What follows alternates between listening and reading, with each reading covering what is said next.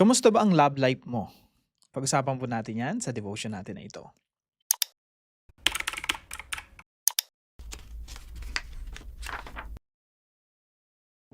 Magandang araw po sa bawat isa sa inyo. Welcome back to our 365 Daily Devotions, Bible Characters Edition. Binabati ko po muna si Ma'am Edita Matawaran, Rizali Meneses, and Noemi Picar. Madalas ko po nakikita sa comment section, no? Maraming salamat po sa inyo at patuloy po kayong pagpalain ng ating Panginoon. Now, yung topic po natin ngayon ay patungkol po sa istorya ni Ruth at ni Boaz. Ito po yung storya ng kanilang love life, no? Now, magsimula po tayo sa Ruth chapter 1 verse 16 para yung continuation nung kahapon, no? So, kung maalala niyo po, si Elimelech, si Naomi, si Malon, si Kilion, nagpunta sila sa Moab at doon nakapangasawa si Malon. Yung napangasawa niya po ay si Ruth. Kaso ang problema, namatay si Elimelech, namatay si Malon, namatay si Kilion. So, ang natira na lang si Naomi, si Orpah, tsaka si Ruth. Tapos si Naomi babalik pa ng Israel. Babalik siya ng Bethlehem. Now, eto pong si Ruth sumunod kay si Orpah bumalik na no. Si Ruth sumama kay Naomi. At sabi po ni Ruth sa Ruth chapter 1 verse 16, sabi niya, "For where you go, I will go, and where you lodge, I will lodge." Kahit saan ka magpunta, Naomi, sasamahan kita. Pero napaka-selfless po nun, kung isipin niyo pong mabuti. Kasi sabi ni Naomi sa kanya, alam mo, mag-asawa ka, no? Bumalik ka sa sarili mong lugar kung saan ka galing, saan yung mga relatives mo, doon ka sa mga kilala mo, doon ka sa mundo na familiar ka. Pero sabi ni Ruth, iiwan ko lahat yon, no? Sasama ako sa'yo.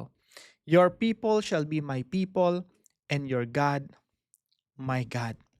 Nung bumalik nga po si Naomi, kasama niya si Ruth, so alam nung town, nung buong city, nung buong lugar nila na andyan si Naomi, bumalik na. At ayun nga po, kasi ang problema, mahirap yung kanilang kalagayan kasi during that time, kapag ikaw ay widow, vulnerable.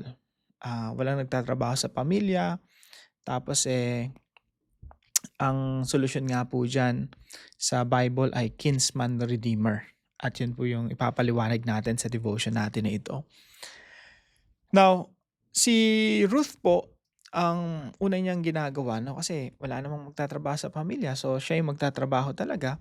Namumulot po siya ng gleaning po yung tawag doon. Namumulot siya ng mga tira-tira pag may nag-aani. Yung mga natitirang mga, kumbaga sa Pilipinas, yung mga natitirang mga butil ng palay, kinukuha niya, no? Yun yung tawag doon, gleaning. Now, dito po sa Ruth chapter 2, doon nagka-engkwentro si Boaz tsaka po si Ruth. Kasi napunta si Ruth, habang namumulot siya, napunta siya sa, kumbaga, property ni Boaz. During that time, legal po yun, no? Yung mamumulot ka ng talagang kasama sa batas ng Diyos yun, na pwede kang mamulot ng mga natitirang mga nadaanan ng mga umaani. So, si Boaz naging interesado po siya kay Ruth, and sabi po rito sa verse 11, "All that you have done for your mother-in-law since the death of your husband has been fully told me, and how you left your father and mother and your native land and came to a people that you did not know before." So, sabi niya, ang tindi rin ng ano mo, ng yung tapang mo, Ruth, iniwan mo yung magulang mo, yung nanay mo, tatay mo, yung sarili mong lupain kung saan pamilyar ka, your native land, para pumunta sa isang lugar na wala kang kaalam-alam, no? Para yung mga OFW natin pag pupunta sa ibang lugar, first time, walang kaalam-alam, iniwan mo yung familiar na lugar para sa'yo, para makibaka, makipaglaban sa ibang bansa na hindi ka familiar. Now si Ruth, parang ganun po yung pakaramdam niya, yung experience niya. Pero ang sabi po rito sa verse 12, "The Lord repay you for what you've done, and a full reward be given you by the Lord." Pakinggan niyo po yung last line. Sabi po ni Boaz kay Ruth, "The God of Israel, under whose wings you have come to take refuge." Talagang yung sinabi kasi ni Ruth, your God will be my God. Sabi ni Boaz sa kanya, alam mo ba, para kang yung sumilong sa ilalim ng pakpak ni Yahweh at ang Diyos ang kakalinga sa iyo. Kaya po ito po yung mga katuruan natin ngayong araw. Number 1 po, God cares for widows like Ruth, like Naomi. Alam niyo po, mababasa niyo po sa Biblia yun eh. Yung mga widows, wag niyong aapihin. Kasi pag umiyak sa Panginoon yan, yung mga balo, yung mga orphans, pag umiyak sila sa Panginoon, talagang dedepensaan sila ng Panginoon, no? Dahil sila po ay malalapit sa ating Diyos. Na yung Diyos po natin, nagmamalasakit sa mga widows, sa orphans, most vulnerable people in our society. Kaya nga po, during that time, kahit sa panahon pa lang ni Moses, no, in-establish na yung mga batas. Meron po silang mga protection. Kagaya ng pagkuha ng mga natitirang mga ani, hindi po sinasaid yun, hindi inuubos yun, para talaga sa mahihirap yun. So that's one of the ways to help the poorest of the poor. At yung pinakamatindi po na pagkalinga ay yung kinsman redeemer. Ito po yung point number 2 natin. God provides a kinsman redeemer. Ano po yung kinsman redeemer? Malalim na talakayan po yan, no? Pero sa kultura po nila, pag yung isang tao namatay, yung pinakamalapit, let's say yung tatay no namatay, yung pinakamalapit na kamag-anak, yun yung pwedeng umako ng responsibilidad. Kukunin niya yung widow para mapangasawa niya. Kung di niya man mapangasawa, so suportahan niya at yung property, pangangalagaan niya. At yung magiging anak niya dun sa tao na yon ay ituturing na anak ng taong namatay. No? Marami pong reasons bakit ganon. Pero isa po sa mga kadahilanan ay maprotektahan yung mga mahihirap, lalo na yung mga widows. Kasi ang mangyayari, aapihin lang sila, no? At napakahirap talaga ng kalagayan ng mga balo, lalo na during that time. Now, sabi po dito sa Ruth chapter 4, verse 5 and 6, si Boaz po, mahabang istorya, no? Basahin niyo po, 4 na chapters lang naman po yan. Kumbaga, nagkaroon na ng something between Boaz and Ruth. At nakita ni Boaz, ang bait-bait nito ni Ruth, no? At kaso ang problema, merong mas malapit na kamag-anak si Malon, yung dating asawa ni Ruth. So hindi niya pwedeng pakasalan si Ruth. At meron lang silang ginawa, no, na kumbaga ritual or kontrata, so to speak. Makikita niyo po yun sa chapter 4. So nag-usap po si Boaz tsaka yung kinsman redeemer, yung pinakamalapit. So sabi rito, then Boaz said, the day you buy the field, kasi sabi ni Boaz, ayan si Naomi, balo. So kailangan talaga may kumalinga dyan. Ikaw yung pinakamalapit na, kamag-anak. Sabi nung lalaki, sige, akuin ko yung responsibilidad. May sacrifice kasi dun eh. Pero ang sabi ni Boaz, pero pag kinuha mo si Naomi, meron niyang yung asawa pa ni Malon kasama dyan. Buy one, take one yan. Naomi and Ruth. So sabi rito, the day you buy the field from the hand of Naomi, you also acquire Ruth, the Moabite, the widow of the dead, in order to perpetuate the name of the dead in his inheritance. Then the Redeemer said, I cannot redeem it for myself. Hindi pa pwede. Yung isa nga lang eh. Tapos may kasama pa, buy one, take one, kasama si Ruth. Hindi po ibig sabihin papakasalan yung dalawa. Kakarguhin lang, kumbaga kakalingain. So I cannot redeem it for myself lest I impair my own inheritance. So mawawala lang inheritance ko. Yung sarili kong kayamanan, parang ipinamigay ko lang. So take my right of redemption yourself, for I cannot redeem it. So si Boaz po yung naging kinsman redeemer sa istoryang ito. At siya po yung kumalinga kay Ruth at saka kay Naomi. Now, pangatlo po, God writes beautiful love stories. Ang Diyos po ang nagsusulat ng love story natin. Para pong sa istorya ni Ruth, ang Diyos po ang gumawa ng love story ni Ruth. Kasi isipin mo nga naman, balo ka, no? Parang mamamatay ka na lang ng no? Wala nang mapapangasawa.